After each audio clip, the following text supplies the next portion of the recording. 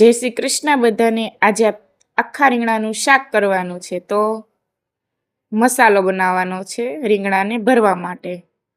હળદર, ધાણા જીરું, ખાંડેલી સીંગ, મીઠું,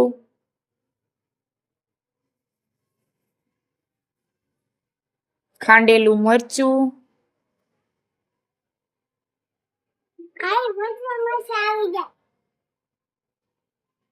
અને ઉપરથી ધાણા પણ આવી ગયા। એના પર ખાંડ નાખી દીધી અને લીંબુ પણ આવી ગયું। હવે મસ્ત રીતે મિક્સ કરી દેવાના છે। મિક્સ કરી અને હવે રીંગણા ભરવાના છે।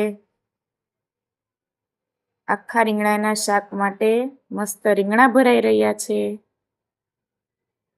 જો રીંગણા પણ ભરાઈને તૈયાર થઈ ગયા। હવે વઘાર કરવાનો છે, તો રાઈ, હિંગ,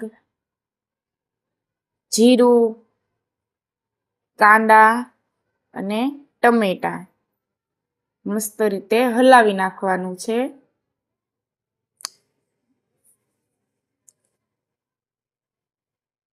થોડો ટાઈમ પછી મીઠું પણ નાખી દેવાનું, હળદર નાખી દેવાની અને પાછું હલાવી નાખવાનું।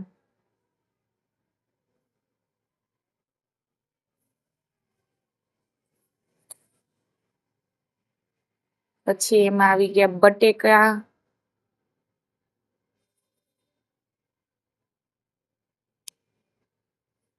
પછી થોડી હળદર અને ભરેલા રીંગણા પણ નાખી દીધા ને હવે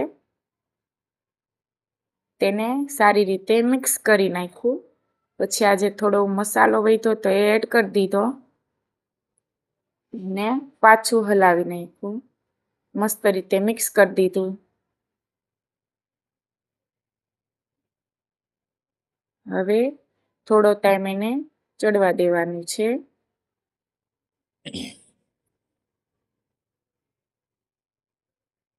અને પછી એમાં પાણી એડ કરી દેવાનું।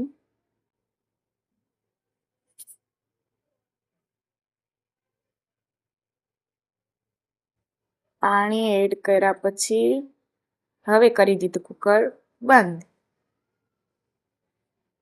ને હવે આપણું શાક તૈયાર છે।